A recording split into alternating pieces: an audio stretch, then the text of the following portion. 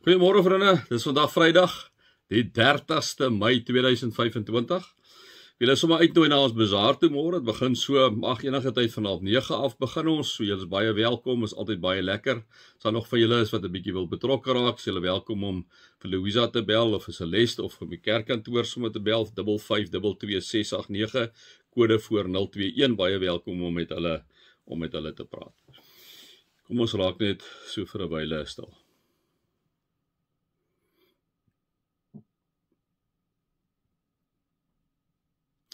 Here, in U hande gee ons lewens oor. Want Here, U is 'n getroue God. In U hande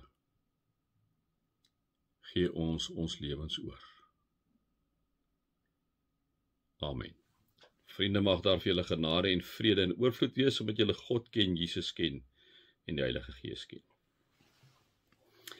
Een versie wat ek met julle wil deel vandag, laaste vers van Spreuke 25. Vriende, en ons het, soos ek nou al gesê het, met die Spreuke is ons nou altyd verskriklik interessant. Hy sê goed oor en oor en oor, en ek het al vir julle gesê, mense wil baie wil jy dit goed so alles saamgroepeer, en dan dink ek, kom ek sê dit sommer nou, en dan kry ek klaar daarmee, maar dis miskien heel goed om maar die goed so by herhaling te hoor hier in Spreuke, want ek dink dit laat 'n mens so 'n bietjie dink. Dat mense so 'n bietjie dink, jy hoor dit die eerste keer, en miskien hoor jy hom, ja, skuif jy dit van jou af, en hoor jy dit miskien weer die tweede keer, en skuif jy hom van jou af, en dan, ewe skielik hoor jy dit 'n derde of 'n vierde keer, en ewe skielik, vriende, is dit asof jy net eenvoudig die Here se stem hoor, om vir jou en vir my te sê, maar my kind, ek sê hierdie goed dan nou al heeltyd vir jou, hoor jy nie, né? So, dit is hoekom vir my die Spreuke so amazing is omdat hy baie goed vir herhaal, eintlik partykeer maar net 'n bietjie anders sê, op 'n ander manier sê, is dit maar net om vir jou en vir my bewus te maak, knaand bewus te maak daarvan, dat God deur sy Gees die hele tyd besig is met jou, met my, wat eintlik absoluut amazing is, vriende, né? So, ek gaan vir julle vers 28 voorhou, ekskuus. Hy sê, het is vir my altyd interessant hoe hy die vergelykings tref. Hy sê, 'n stad sonder 'n muur om hom te beskerm. Nou, onthou nou in die ou tyd het hulle mos nou altyd mure om gehad. Julle sal nog onthou met Jerigo, het die Israeliete 7 keer om die mure gestap, en toe val die muur om, né? So, om die stad in die ou tyd te beskerm, het hulle mure omgebou, het hulle nie aangeval, het hulle nie maklik aangeval kon word deur vyande of deur wilde diere nie, né?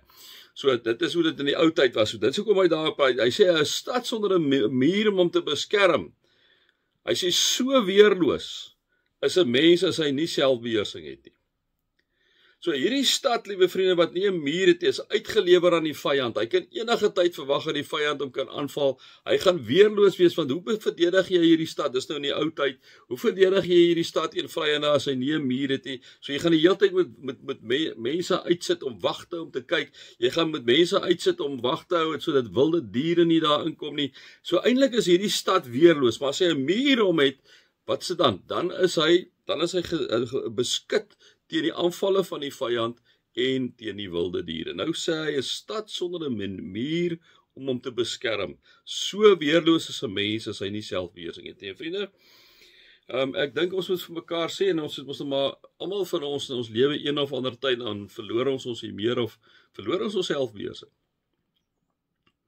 Maar ek dink dis die tye wanneer ek en jy, as ons sal terugkyk na daai tye, sal besef, dit was nie 'n goeie tyd in ons lewe, toe ons dit gedoen het nie, né?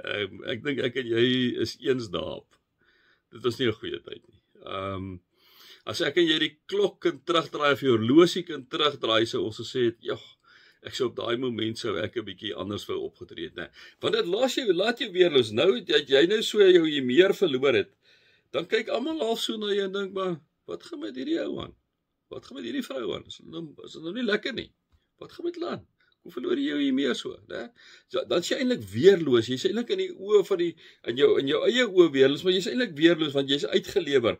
Want jy het nou hier binne skoon gemaak wat jy gevoel het, maar jy het al die ander mense met spanning gelaai. Al die ander mense kyk na jou en dink, maar hoekom is jy so onvolwasse? Hoekom tree jy so onvolwasse op? Hoekom tree jy nie so 'n volwassene tree ons dan nie so op om jou meer te verloor, 'n tantrum te gooi nie? Dis nie wat 'n volwassene is nie. Wat gaan met jou aan? Die ergste nog is as jy iemand kry wat sy selfbeheersing verloor wat in 'n magsposisie is. In 'n magsposisie is. Nee, ek bedoel dit is seker die slegste en ergste wat jy kan kry as so iemand want jy verwag dit nie van 'n leier nie. Jy verwag dit nie van iemand in daai posisie om sy meer te verloor of om sy selfbeheersing te verloor nie. Jy verwag eintlik juis meer, want daarom kom sê die Spreuke digter, is soos hierdie stad wat weerloos is, hy is weerloos. Ek bedoel as hy aan die mure is nie, kom val die vyande om aan, die wilde diere kom in. As daar nie selfbeheersing is nie. So dit beteken jy raak oor die geringste dingetjie raak jy die hele tyd kwaad, né? Jy's weerloos. Ek bedoel, hy gaan jou die hele tyd aangeval. Die hele tyd gaan daar iets wees waar jy gaan kwaad raak. Die hele tyd gaan daar iets wees waar jy gaan jou selfbeheersing verloor.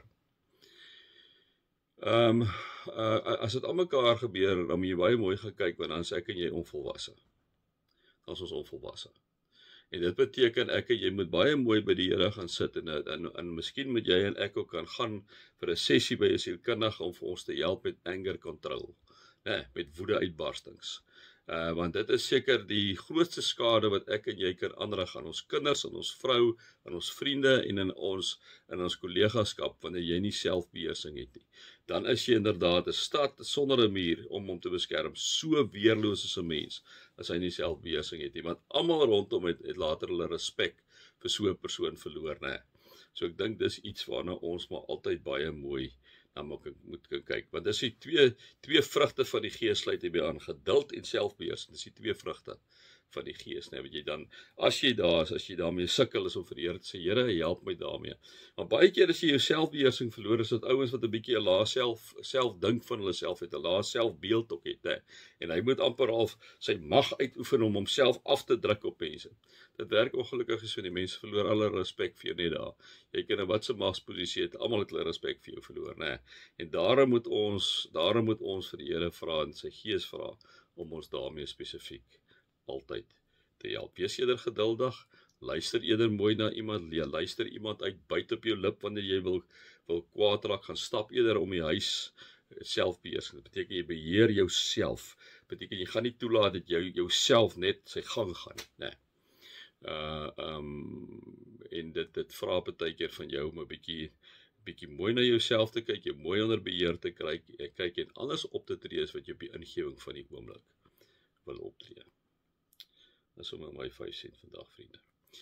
Mag julle God se liefde ervaar, Jesus se genade ervaar en die Heilige Gees se teenwoordigheid ervaar. Amen.